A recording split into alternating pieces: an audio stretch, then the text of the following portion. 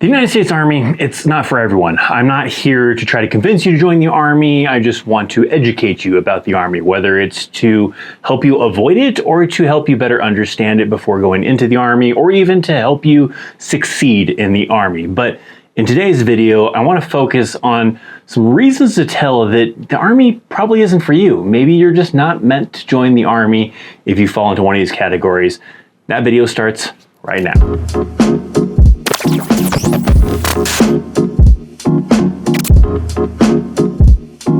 Of course, there's some basic things, right? Basic things that are going to tell you that the Army's not right for you, right? If you got, a really bad criminal history, you can't walk, you've got super bad asthma, all sorts of things that are normally disqualifications anyways, sure, that's obviously a guaranteed that, the Army's probably not right for you if you're in that situation where, it's a disqualifier from joining the United States military. But outside of that, right? Things that are not things that disqualify you from joining the Army, but things that maybe if you fall in this category, you got to think about maybe the Army may not be right for you, or maybe even the military may not be right for you. And we're going to be talking mainly about like active duty, right? A lot of this stuff may not necessarily apply to the reserves, National Guard, maybe a little bit here and there, but most of the content I create anyways on this channel is for the active duty individuals, with a few tidbits here and there that may help out you National Guard reservists in the Army. Now I have five ways that you can tell that maybe the Army isn't right for you. Let's see if you fall into any of these five.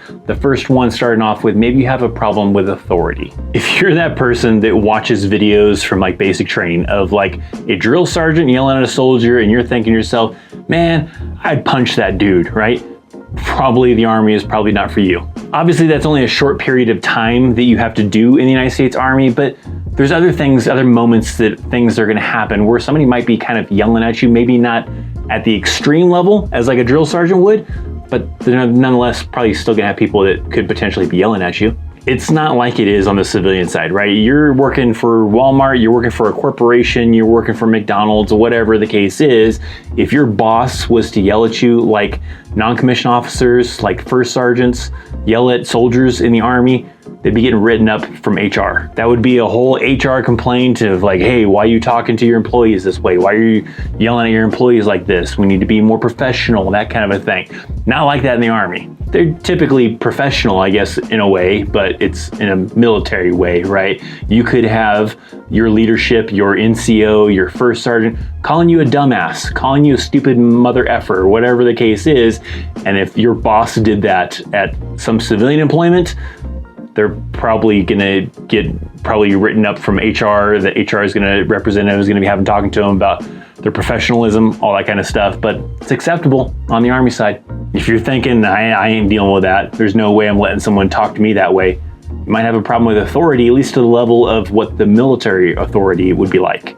Also, kind of along with this is like if you're an older individual, right? You're someone who's maybe like 30, 32 coming into the Army. If you don't think you'd be able to take orders from someone who's younger than you might have to rethink things, because there's a good chance, let's say if you're coming in, let's say 30 years old, 32, you're probably gonna have like a squad leader, a section sergeant or whatever that's probably like in his mid 20s, maybe even, younger a little bit, kind of a thing, depending on how well that soldier kind of fast tracked. But you're gonna have a probably good chance that your first line supervisor, like that squad leader, is probably gonna be younger than you. So you have to make the determination, am I willing to take orders from someone that is younger than me? If not, maybe the Army's not right for you. Second thing that may be a determination that the Army is not right for you is maybe you have a high value for your privacy, because in the Army, there's a lot of things you have to kind of give up when it comes to privacy. I'll give you a few examples, right? Let's say even as simple as going on vacation, right? You want to take vacation, you want to go home, you got to pretty much lay out your whole plan of what you're going to do, where you're going to go, how you're going to get there. Civilian side, they wouldn't give a crap, right? Hey, I'm taking a week off, cool. As long as we can approve it because we don't have anything critical going on at work, I'll approve your vacation, take off for a week, have a good time. I don't really care where you're going. Not like that in the Army. In the Army, like I said, you're gonna have to probably give them a copy of your itinerary as far as your flight. If you're gonna be driving, you gotta map out what your driving plan is gonna be, how you're gonna have a rest plan in there to make sure you get enough sleep before you start driving. You're gonna need to give them like an address of where you're going. So if you're going back home to visit family, they need the address of your family member that you're gonna be staying with. That way if they need to come find you, they know where to come find you at. All sorts of stuff. They're all up in your business, even when you go on vacation. That is also the case like living, right? If you're a single soldier living in the barracks, you're going to have periodic room inspections. They try not to do it too often, but it's going to happen enough that, may be a little annoying to you that, someone's coming to look to see how you're living and everything like that, to see if you're keeping your dishes clean, to see if you're making your bed, to see if you're keeping your clothes tidy in your closet type of thing. They're going to come check on that stuff at least periodically. They also have things called health and welfare that are just random. Maybe if they have some kind of suspicion that people are living really poorly in the barracks, they're going to do a health and welfare inspection, and they're going to have everybody open up all their stuff, and they're going to come check through and see how you're living and see what you got going on. Technically, they could do it for married soldiers, even on post or off post, but I don't think I've ever heard of a situation where they've actually done that.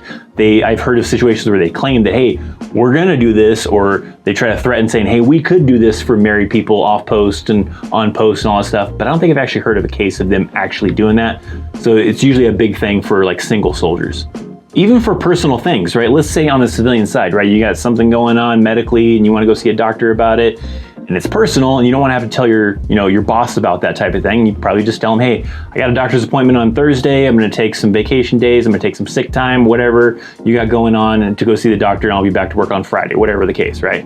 On the Army side, it's a little bit different because you have to go see the medics. So you're probably going to have to tell your first line supervisor, at least one person probably, hey, I need to go to the medics. And they're going to be like, why? Why do you need to go to the medics? And you're probably going to have to tell them why. And then if it's something serious enough that maybe you're like limited on what you can do, they're going to want to know why you're limited on what you can do, right? So the doctor, the medic, whatever, is going to write you up what's called a profile. If it's something like in that kind of scenario where maybe you can't run, you can't do this for X amount of days, and they're going to probably disclose like, oh, this person can't run because they got something going on down there, so they need to not run for a couple of days, or whatever, right? Something that may be personal to you. You got to disclose that stuff to somebody, and someone's going to end up knowing about it. Now, hopefully you don't have like crappy leadership that starts spreading that around to everybody, keeps it, to themselves, but still, right? It's different than what it would be on the civilian side, where you don't have to tell your boss anything, right? You got something personal going on, you just tell them I got to go to the doctors, and if you got some kind of restrictions, then maybe you have to tell your employer that you got some restrictions, but for the most part, they're not going to probably dive too deep into why it is, but they will probably on the Army side.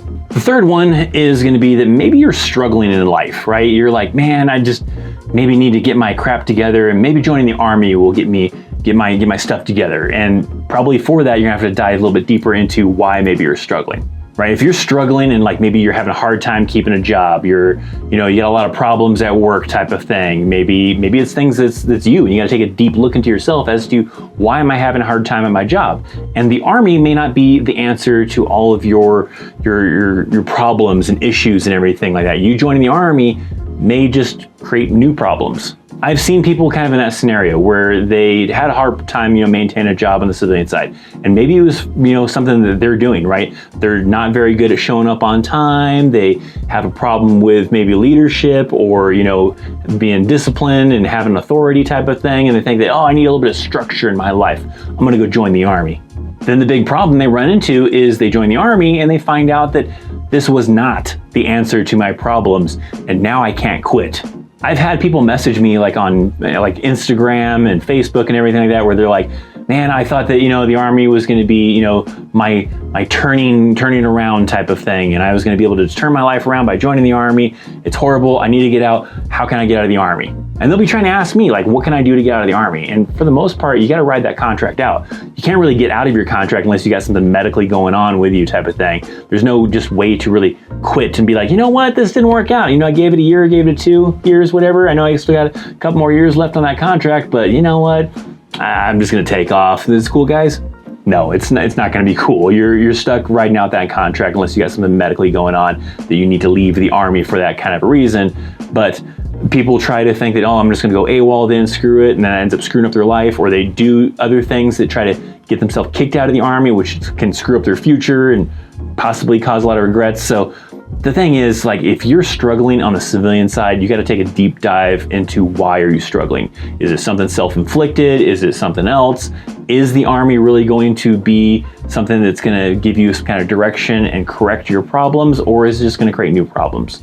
Number 4 is that you can't be physically and mentally disciplined. Now, what does that mean? Well, of course, there's physically discipline, right? you have physical fitness that you have to do in the Army, especially on active duty, right? You're probably going to be doing physical fitness every morning with your company, with your platoon, with your squad, whatever it's kind of broken down to, usually Monday through Friday, right? And then you also have that Army combat fitness test that you have to pass every 6 months. And sometimes you'll do it even more often than every 6 months, but you have to pass that thing. Otherwise, if you don't, then you kind of end up having to do extra fitness. You can be barred from being able to get promoted, barred from re-enlistment, all that kind of stuff. So you have to be able to be physically disciplined. For some individuals, you've got a great metabolism and it doesn't take much effort to stay in shape. That's great, awesome.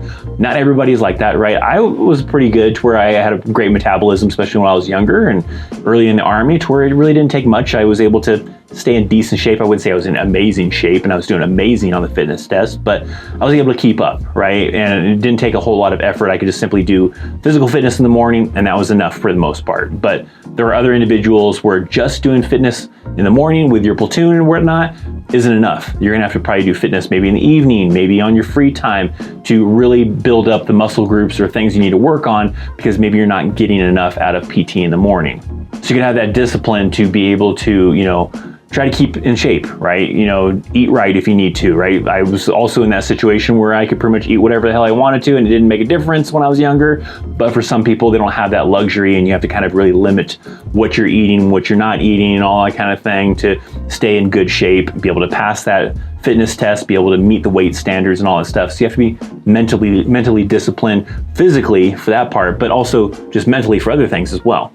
Mentally, you're gonna be disciplined because you gotta work under pressure, right? You're gonna be tested at in like basic training, but even at your job, sure, it's not gonna be always like you gotta do your job under fire, but there's gonna be deadlines sometimes, there's gonna be stressful environments, things that will be going on, maybe even in the field to kind of test you in a combat scenario.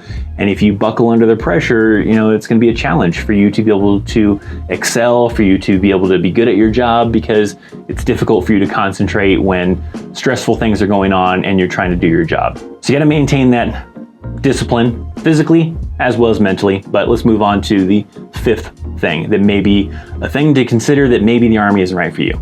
And that fifth one I'm going to say is that you're not a flexible person. And I'm not talking about that you can't do the splits. There's some other things I'm talking about other than just physically flexible, of course. There's a lot of things that happen in the Army you have to be flexible on. And if you're not a flexible person and it's going to screw things up, then it may be a challenge. For example, maybe you're a kind of person where you're like, you know what, I can't work nights. I have to work, during this time frame because my family needs me in the evenings. Well, you don't get that luxury of being able to choose that. Sure, in most MOSs that you might have that luxury where you're going in the evenings and being able to go home in the evenings, but in a lot of cases, like you go to the field or you have to do CQ or staff duty where you have to sit at a desk all night, or just late days come about where you have to stay late because you're preparing for the field, you're preparing for a mission, you're preparing for something going on at the unit, and it requires you to be working late hours. So you have to be flexible, right? You have to be flexible on those hours. You can't have a situation where like, sorry, I got to go pick up my kids at 3 o'clock. So I got to be able to leave at 3 o'clock. You're probably not going to be able to get that opportunity to be able to do that. You got to have some kind of better plan in place.